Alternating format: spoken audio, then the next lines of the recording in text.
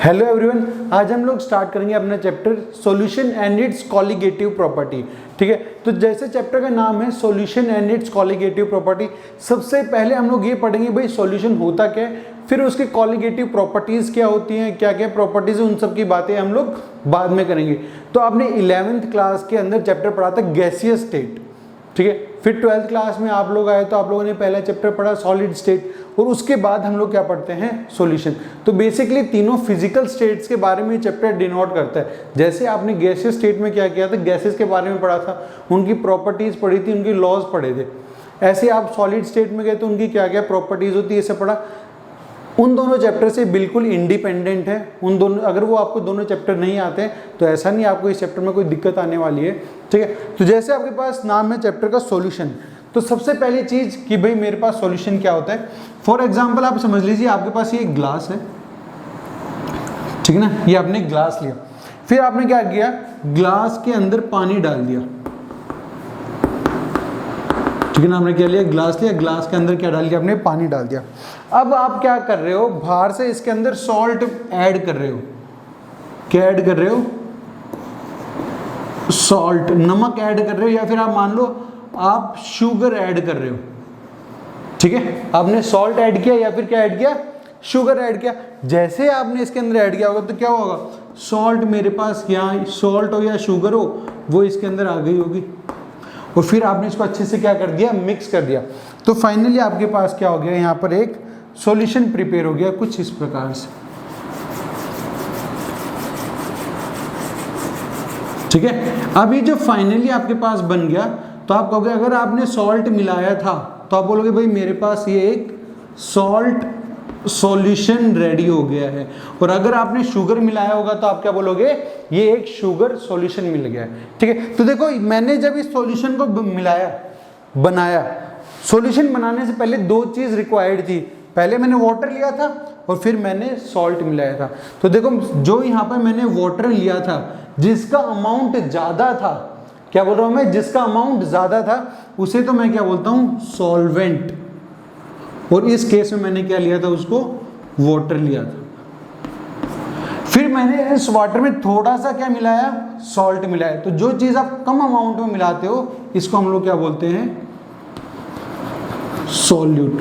तो आप ये कह सकते हो कि जब आप सॉल्वेंट के अंदर सॉल्यूट को मिलाओगे तो आपको क्या मिलेगा, सॉल्यूशन मिल जाएगा। ठीक है, तो ये चीज हम लोग यहाँ पर लिख लेते हैं कि भाई बेसिकली क्या है, मेरे पास जो सॉल्यूशन है वो किसका मिक्सचर होता है, सॉल्यूट का प्लस सॉल्वेंट का। अब ऐसा नहीं है कि आपका सॉल्यूट एक ही हो, एक से ज़्यादा भी हो सकता है। अगर आप जैसे शिकंजी बनाते हैं, लेमनेड बनाते हैं, नींबू का पानी बनाते हैं, तो हम लोग क्या करते हैं, पानी लिया, सॉल्ट डाला, शुगर भी डाल देते हैं, लेमन जूस भी डाल देते हैं, बहुत सारी चीज़ें डालते हैं। ठीक है, उसके बाद हम लोग करेंगे, तो उससे पहले हम लोग क्या करते हैं, सॉल्यूशन की डेफिनेशन लिख लेते हैं। तो आप सॉल्यूशन की डेफिनेशन लिखिए। सॉल्यूशन की डेफिनेशन कुछ इस प्रकार है, it is the homogeneous mixture of two or more components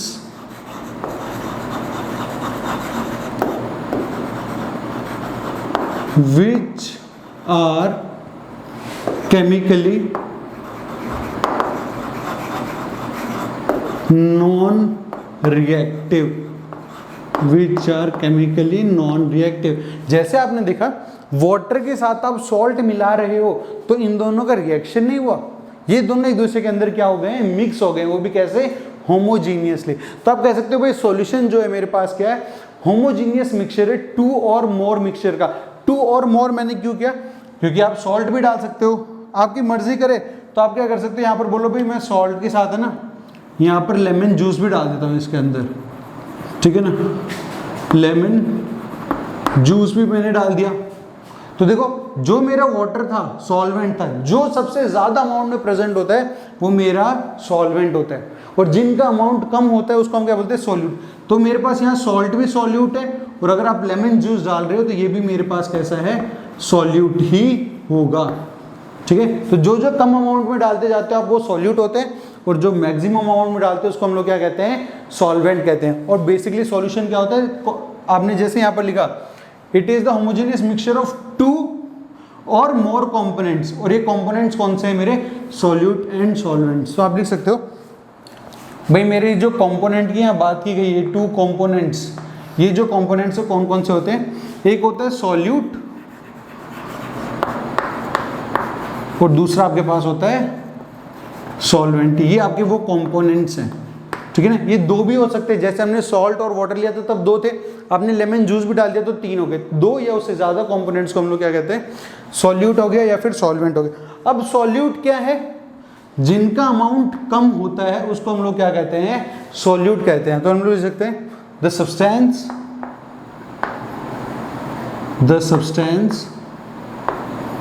whose amount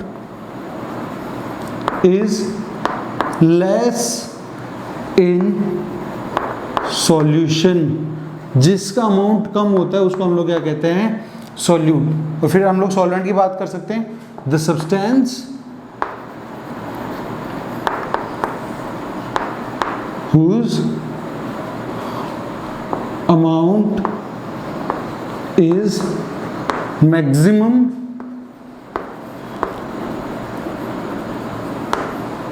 in solution। तो जिसका अमाउंट सबसे ज़्यादा होता है उसको तो हम लोग क्या कहते हैं, सॉल्वेंट कहते हैं, और जिसका अमाउंट उसके अलावा सारे मेरे पास क्या होते हैं, वहाँ पर सॉल्यूट ही होते हैं। तो एक तरीका अगर आपसे पूछा जाए कि भाई सॉल्यूट और सॉल्वेंट को आप डिफ्रेंशिएट कीजिए, तो आप कह सकते हो भाई जो सबसे ज़्यादा अमाउंट में प्रेजेंट होगा वो तो मेरा सॉल्वेंट हो गया, और जो उससे अलावा बचे हुए कंपोनेंट्स है वो सारे क्या होंगे, मेरे पास सॉल्यूट होंगे। फर्स्ट क्लासिफिकेशन तो ये हो गया। दूसरा क्लासिफिकेशन क्या है मेरे पास, आप बोलोगे भाई मैंने जो फाइनली सॉल्ट सॉल्यूशन बनाया, ठीक है, जब आपने सॉल्ट इसमें डाला था तो सॉल्ट सॉल्यूशन बन गया था। अगर आप लेमन भी डाल रहे हो, शुगर भी डाल रहे हो, सब कुछ मिला के आप फाइनली लेमन जूस बना रहे हो या फिर आप लेमनेड बना रहे हो, तब क्या होगा, आप बोलोगे भाई सॉल्ट सॉल्यूशन जो है मेरे पास वो कौन से स्टेट में है, लिक्विड स्टेट में। मतलब जो फाइनली सॉल्यूशन बना वो कैसा बना है, लिक्विड में। यहाँ आप देखोगे भाई जो सॉल्ट आप मिला रहे हो वो तो कैसा था, सॉलिड था, ठीक है ना। ये सॉल्यूट आपका कैसा है, सॉलिड है। लेमन जूस भी क्या आपका सॉल्यूट है, बट लेमन जूस कैसा होता है आपके पास, लिक्विड होता है। वाटर सॉल्वेंट जो है ये भी कैसा आपके पास, लिक्विड स्टेट में है। तो एक चीज देखने को क्या मिलती है, जो भी आपके सॉल्वेंट का फिजिकल स्टेट होता है, जो भी आपके सॉल्वेंट का फिजिकल स्टेट होता है, सेम स्टेट किसका होता है, सॉल्यूशन का। हमने लेमन जूस बाद में डाला, पहले की बात करते हैं, हमने क्या डाला था, सिर्फ सॉल्ट डाला था। सॉल्ट का state solid, salt solution liquid. क्यों, क्योंकि मेरा वाटर भी कैसा था, लिक्विड था, सॉल्वेंट मेरा लिक्विड था। तो आपका जो सॉल्यूशन होता है और सॉल्वेंट होता है, इन दोनों की फिजिकल स्टेट हमेशा सेम रहती है, बट सॉल्यूट की और सॉल्यूशन की सेम हो भी सकती है और नहीं भी हो सकती। जैसे हम देख सकते हैं भाई मेरा जो यहाँ पर सॉल्यूट था वो सॉलिड है, पर सॉल्यूशन कैसा है, लिक्विड है। मेरा सॉल्यूट था लिक्विड है, ये भी लिक्विड है। तो आप देख सकते हो कि सॉल्यूट की फिजिकल स्टेट तो सेम हो भी सकती है सॉल्यूशन के साथ, बट मेरे सॉल्वेंट की तो हमेशा ही सेम रहेगी, ठीक है। तो आप इसे फटाफट लिख लीजिए, फिर मैं आपको ये वाला पॉइंट लिखवा देता हूँ, या फिर यहीं पे लिखवा देता हूँ मैं आपको। यहाँ पर आप लिख लीजिए, सॉल्यूट में और may not have same physical state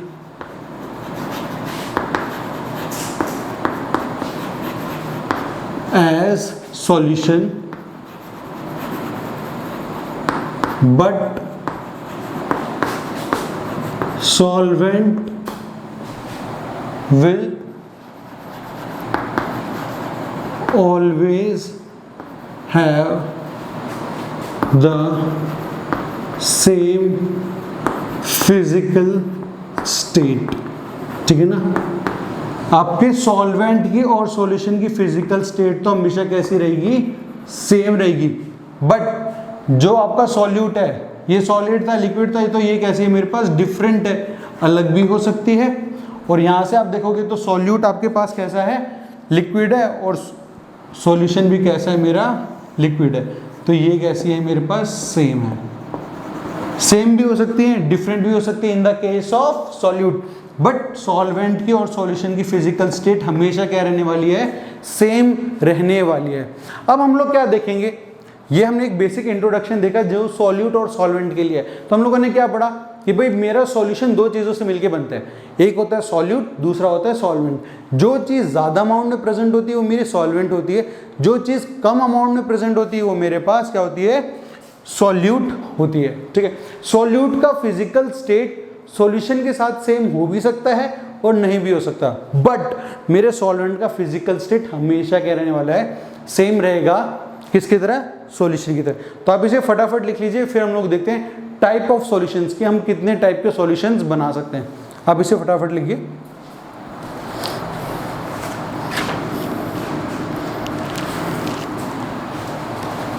ठीक है, आपने लिख लिया होगा।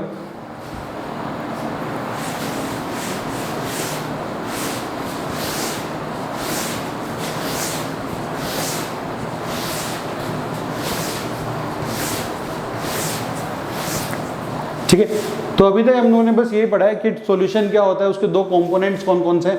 अब हम लोग पढ़ने जा रहे हैं टाइप ऑफ सॉल्यूशन क्या होते हैं। ठीक है, मतलब किस तरह से सॉल्यूशंस का प्रिपरेशन होता है, ये सब चीजें देखेंगे हम लोग। तो हम लोग देखने वाले, यहाँ पर आप हेडिंग डालिए, टाइप ऑफ सॉल्यूशन। ठीक है ना, टाइप ऑफ सॉल्यूशन। सबसे पहले मैं यहाँ लिख रहा हूँ, एक टेबल बनानी है आपको, सॉल्यूट, कि मैं सॉल्यूट क्या लूंगा। दूसरी चीज आप लिखोगे सॉल्वेंट, कि मेरे पास सॉल्वेंट क्या होगा। फिर आप लिखोगे कि किस तरह का मेरे पास सॉल्यूशन बनने वाला है। ठीक है, फिर आप लिखोगे सॉल्यूशन किस टाइप का बनेगा आपके पास, और फाइनली आप लिखोगे उनके एग्जाम्पल्स। ठीक है, आप क्या लिखने वाले हैं, उनके एग्जाम्पल। तो यहां पर हम लोग बेसिकली एक एक से स्टार्ट करते हैं।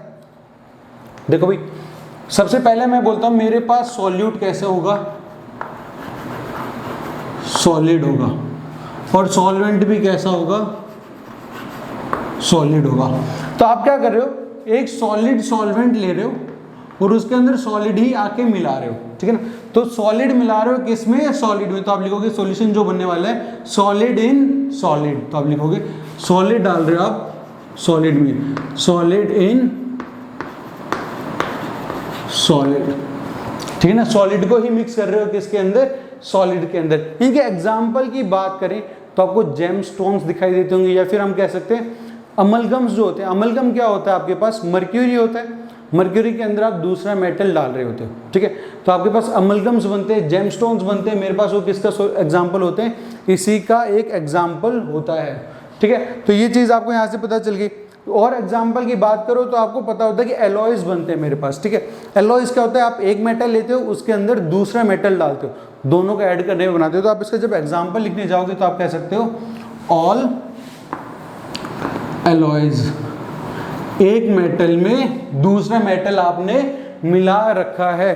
एक मेटल में दूसरा मेटल मिलाओगे तो आपके पास क्या आ जाएगा, ये एलॉयज का एग्जांपल आ जाएगा। फिर दूसरा देखो भाई, अब मैंने सॉल्यूट चेंज कर दिया। दूसरी चीज, सॉल्यूट मैंने ले लिया लिक्विड, ठीक है, बट सॉल्वेंट अभी भी मैंने कैसे रखा है, सॉलिड। अब आप लिक्विड मिलाने जा रहे हो किसके अंदर, सॉलिड के अंदर। ठीक है ना, लिक्विड मिलाने जा रहे हो किसमें, सॉलिड में। तो आप लिखोगे लिक्विड इन सॉलिड। अब खुद ही सोचो ऐसा कब होता है, जब आप एक सॉलिड चीज के अंदर थोड़ा सा लिक्विड मिलाते हो। ठीक है ना, आप सोचोगे तो आपको खुद ही पता चल जाएगा कि कब होता है, जब आप लिक्विड मिला रहे होते हो सॉलिड्स के अंदर। ठीक है, अभी मैंने आपको एग्जांपल इसका बताया था, अमलगम्स मेरे पास एग्जांपल होते हैं, amalgam of mercury with sodium. अब सोडियम मेटल ले लो, ठीक है, और उसके अंदर आप क्या मिला रहे हो, मेरे पास अमलगम मिला रहे हो। ठीक है, अब देखो थर्ड पॉइंट देखते हैं। मैंने सॉल्यूट चेंज कर रहा हूँ, सॉल्यूट किस तरह से चेंज किया, पहले सॉलिड लिया फिर लिक्विड लिया, अब थर्ड पॉइंट पे मैं लिख रहा हूँ आपके पास, ठीक है, गैस। गैस मिला रहे किसके अंदर, सॉलिड के अंदर, तो आप क्या लिखोगे, गैस इन सॉलिड। ठीक है, गैस प्रेजेंट होगी सॉलिड में। इसका एग्जांपल होता है आपके पास डिसॉल्व्ड मिनरल्स। ठीक है, क्या होता है आपके पास, जैसे चारकोल होता है, कार्बन कोल होता है, उनके अंदर छोटे छोटे पोर्स प्रेजेंट होते हैं, वो उसके अंदर क्या होती है, गैस ट्रैप्ड होती है। जैसे आप उसको हीट करते हो तो उससे गैस क्या होती है, बाहर निकलने लग जाती है। ठीक है, तो आप लिख सकते हो इसका एग्जाम्पल, ठीक है ना, मिनरल गैसेस, ठीक है ना, डिसॉल्व मिनरल गैसेस आप लिख सकते हो, इसका एग्जांपल है। ठीक है, अब मैं क्या करूंगा, सॉल्यूट को चेंज कर दूंगा। सॉल्यूट मैंने तीनों देख लिए, सॉलिड, लिक्विड, गैस। सॉल्वेंट मैंने सेम रखा था। ठीक है, अब देखो इसके अंदर मेरे पास तीनों केस में क्या था, सॉल्वेंट सेम था। सॉल्वेंट कैसा था, सेम, सॉलिड सॉलिड सॉलिड। अब दूसरी चीजें सॉलिड में मिला रहे थे, इन सबको बोलते हैं हम लोग सॉलिड सॉल्यूशन। इस कैटेगरी को हम लोग क्या बोलते हैं, सॉलिड सॉल्यूशन। क्यों भाई, क्योंकि मेरे पास सॉल्वेंट क्या था, जो ज़्यादा अमाउंट में क्या प्रेजेंट था, सॉलिड प्रेजेंट था। अब मैं अपने सॉल्वेंट को चेंज कर दूंगा किसके अंदर, लिक्विड्स के अंदर, लिक्विड, लिक्विड और लिक्विड। और यहाँ पर मैं तीनों चीज़ें चेंज करूँगा, फोर्थ, फिफ्थ और सिक्स्थ। एक बार लूँगा सॉलिड के साथ, एक बार लिक्विड में लिक्विड, और एक बार गैस इन लिक्विड। तो आप देखो सॉलिड मिलाओगे किसके अंदर, लिक्विड के अंदर, तो मेरे पास ये क्या लिखोगे, सॉलिड इन लिक्विड। दूसरी चीज आप क्या मिलाओगे, लिक्विड मिलाओगे लिक्विड में, तो आप लिखोगे लिक्विड इन लिक्विड।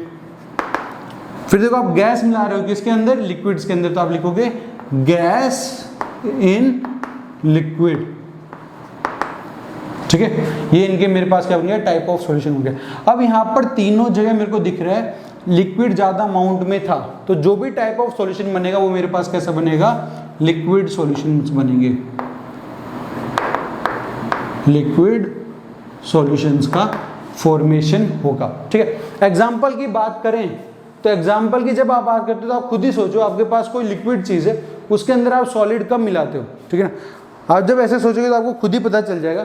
अभी हम लोग देखा था, क्या कर रहे थे हम लोग, पानी के अंदर नमक डाल रहे थे, ठीक है, पानी के अंदर शुगर डाल रहे थे, तो सॉलिड ही तो था वो, सॉलिड को लिक्विड में मिला रहे, तो हम लिख सकते हैं NaCl सॉल्यूशन, ठीक है ना, सॉल्ट सॉल्यूशन हो गया, या फिर आप कह सकते हो शुगर सॉल्यूशन। ये हमने यहां से लिख लिया। अब देखो नेक्स्ट आपके पास लिक्विड इन लिक्विड, पानी में पानी मिलाना आपको, ठीक है, पानी, सॉरी गलत वर्ड है, लिक्विड में आप लिक्विड मिलाने जा रहे हो, ठीक है, लिक्विड इन लिक्विड है। अल्कोहल में जैसे वाटर मिलाते हैं, ठीक है, इसका एक एग्जांपल है मेरे पास, ये अल्कोहल प्लस वाटर। आप क्या कर रहे हो, शराब में पानी मिला रहे हो, ठीक है, तो आपके पास अल्कोहल प्लस वाटर हो गया। नेक्स्ट एग्जांपल आपके पास gas in liquid, gas present होनी चाहिए किसके अंदर, लिक्विड के अंदर। तो आप खुद ही सोचो कब ऐसा होता है कि मेरे पास गैस प्रेजेंट होती है लिक्विड के अंदर। कोल्ड ड्रिंक पी हम लोगों ने, ठीक है, तो कोल्ड ड्रिंक में क्या होता है, कार्बन डाइऑक्साइड, कार्बोनेट्स प्रेजेंट होते हैं कोल्ड ड्रिंक के अंदर, तो हम लिख सकते हैं CO2 इन वाटर, ठीक है ना, CO2 इन वाटर। जैसे आप उसको पेप्सी बोतल खोलते हो तो क्या होता है, एकदम से गैस बाहर निकलती है, अगर आप उसको थोड़ा सा शेक करो और एकदम से उसका अगर आप ओपनर से उसकी बोतल खोल दोगे तो क्या होगा, सब बाहर की तरफ आएगा। क्यों, क्योंकि गैस बाहर आती है उसके अंदर से, इस वजह से। अब हम लोग नेक्स्ट कैटेगरी पे जा रहे हैं, सॉलिड सॉल्वेंट ले लिया, लिक्विड ले लिया, अब हम लोग लेंगे गैस, गैस, गैस और गैस। यहाँ पर हम लोग बात करें 7, 8 और 9 के लिए, तो हम लोग लिख सकते हैं सॉलिड लेते हैं, solid liquid gas, solid liquid gas. अब हम वापस ले लेंगे सॉलिड लिक्विड और गैस। इस बार गैस मेरी ज़्यादा अमाउंट में प्रेजेंट होगी, इसलिए इन तीनों सॉल्यूशंस को क्या कहते हैं हम लोग, इन तीनों को क्या बोलते हैं, गैस सॉल्यूशन। मिला के रहो सॉलिड को गैस के अंदर, तो आप बोलोगे सॉलिड इन गैस, ठीक है। लिक्विड गैस में मिला रहे हो तो आप क्या बोलोगे, लिक्विड इन गैस,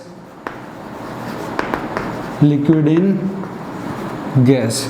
गैस को गैस में मिला रहे हो तो आप बोलोगे गैस इन गैस। एग्जाम्पल की बात करें तो अपने एयर में देखोगे छोटे छोटे आपको डस्ट पार्टिकल दिखाई देते हैं, ठीक है ना। कभी भी धूल वाली जगह पे जाओगे तो, या फिर कहाँ कहीं तेज हवा चल रही होगी, तूफान चल रहा हो मिट्टी में, ग्राउंड में, तो आपको क्या करें, डस्ट पार्टिकल एयर के अंदर दिखाई देते हैं। तो आप लिख सकते हो सॉलिड डस्ट पार्टिकल होते हैं, एयर में प्रेजेंट होते हैं, तो आप लिख सकते हो डस्ट पार्टिकल इन एयर, इसका एग्जाम्पल होता है। लिक्विड इन गैस, ह्यूमिडिटी जब होती है बारिश के टाइम पे आप देखोगे तो क्या होता है, बहुत ज़्यादा ह्यूमिडिटी होती है, तो होता है कि वाटर वेपर्स प्रेजेंट होती है किसके अंदर, एयर के अंदर।